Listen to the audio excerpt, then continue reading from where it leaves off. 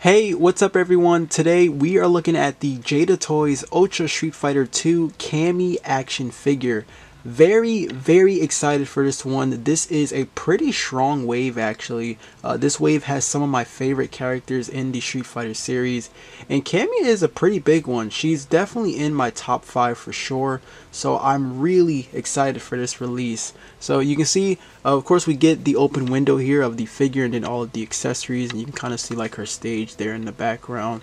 But we get an artwork here of Cammy here to the bottom of the packaging, which again, the packaging is still the same as the others. We still get that same style here.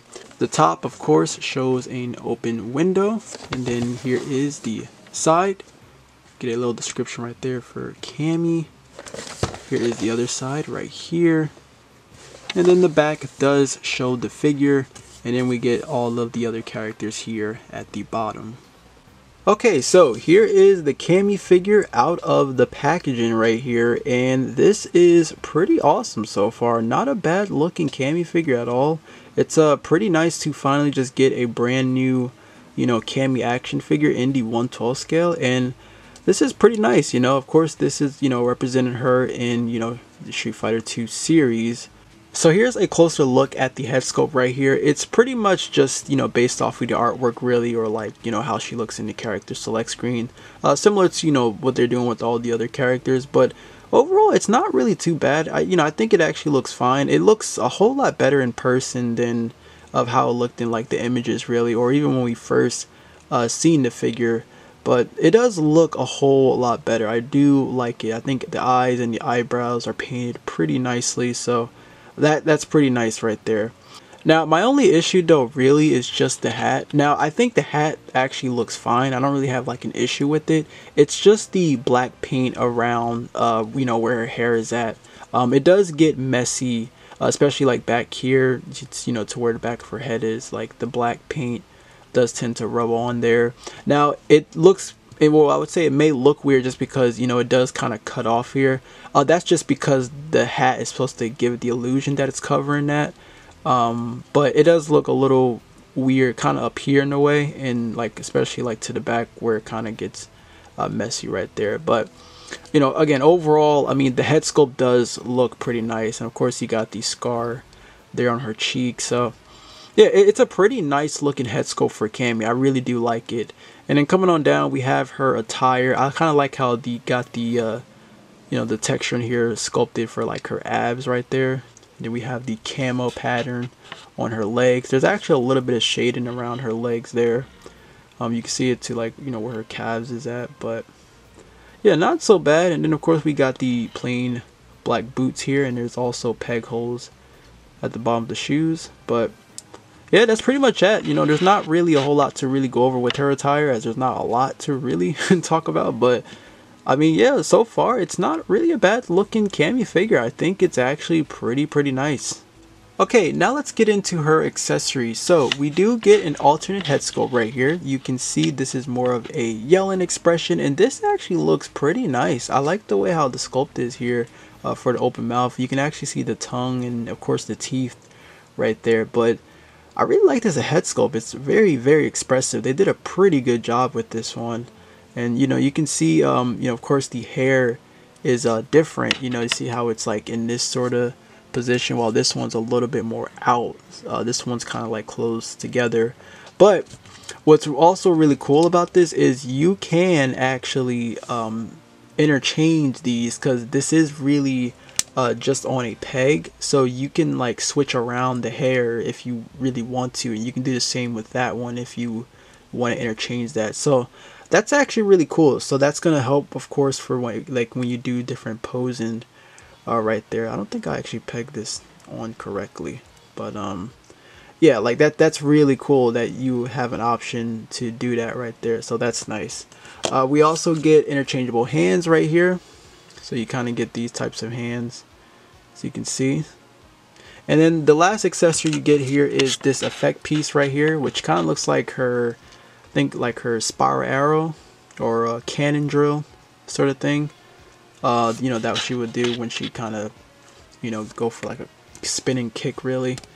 Alright, now for the articulation. So we get a double ball peg up here, and then there's a ball peg at the lower neck. You're going to get most of the movement at the lower neck though, but it is still pretty good. You can still see I'm still able to rotate the head all the way around. She's still able to look up pretty well, and then look down pretty well too. And of course you have really good tilts, and then your standard rotation. Arms rotate as well. There is no butterfly joint, so just keep that in mind. We do get a hinge to the shoulder. I'm gonna be honest, the hinge to the shoulder is pretty weak. You can only go up that high, so she can't really raise the arm as high as I really want her to, so not really a lot you can do right there. We get our upper bicep swivel. We are double jointed with the elbows. You do get really good range from there. Of course, the wrists do rotate, and there is a hinge. Now we do get a ball peg up here to the top and along with the lower region, so you are able to have her crunch forward probably just about there, and then crunch back, say just about there, and out to the side is actually pretty good too. You get that much. Of course, you can also rotate just a little bit, but most of the rotation is going to happen at the lower joint, so that much at the bottom, which is nice, and then this much to the top, but most of it's going to happen at the bottom right there. For the hips, out to the side, no issues with Cammy, right? You get full-on splits, which is nice. She can kick forward pretty high actually. The crotch piece is a really soft plastic, so that's going to help, so she can kick high really well, and even kicking back, I mean, yeah, really nice, right? Upper thigh cut is up there. We get our double jointed pinless knees, get that much range right there, which is not so bad. We do get a boot rotation. Ankles do go far back about there, far forward about there. And then we do have our ankle rocker. I actually almost forgot, but I know I showed this before, but the hair, you can rotate the braids. So they both do rotate, and they're really just like on a peg though, so you can't really like move them up or down or anything like that. It's really just a rotation.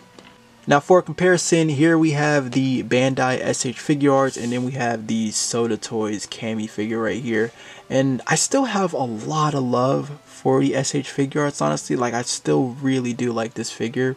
But in terms of like the better articulation, I still do gotta give it to the Jada Toys one. I feel like you'll be able to pose this one a lot more than the SH figure arts, but aesthetically I'm still leaning towards the SH figure arts. It just looks really clean, but it's still nice to, you know, see, you know, three different like Cammy figures here. The Soda Toys one is, you know, very outdated. I didn't really like how tall they made her either. I think it's because they just made her legs super long, but yeah, overall though I do like the Jada, but I'm still up there with the SH figure arts. Both of them are still like really good. Here's Cammy next to the Lightning Collection Cammy figure, and the Lightning Collection figure is actually a lot taller than the Jada one right here. And I can like show off a head swap if you want to see how that is, so let me just pop the head off for this figure. They're not really gonna fit though, just because I know the ball peg for the Lightning Collection is a lot bigger, but I can show you an example of how that would look, and it's not too bad. I mean, it looks weird because the head can't really go all the way down on the body, but I think it's okay. You know, I think it's fine for like an unhelmeted sort of, you know, Cammy figure on like a ranger suit. But yeah, that's just an example if you want to you know, see how that looks right there. Here's Cammy with some more Jada figures. So we got Ryu and Chun-Li right here. Here we have Ken and Fei Long. Here we have M. Bison and Dalsim. And then one more comparison. So this time I have her with some G.I. Joe classified figures. So we got the Retro Scarlet and then the Retro Duke figure. Okay, so final thoughts on the Jada Toys Ultra Street Fighter 2 Cammy figure. Wow, I am very impressed with this figure. This is a pretty good Cammy White figure. I really love the articulation. She's pretty fun to pose around with. Her shoulders aren't that great though. That's the weakest part of her articulation. It is a shame that you can't raise the arm all the way. Paint job is good in most areas except where the black line is around her hat. It's not really painted that well.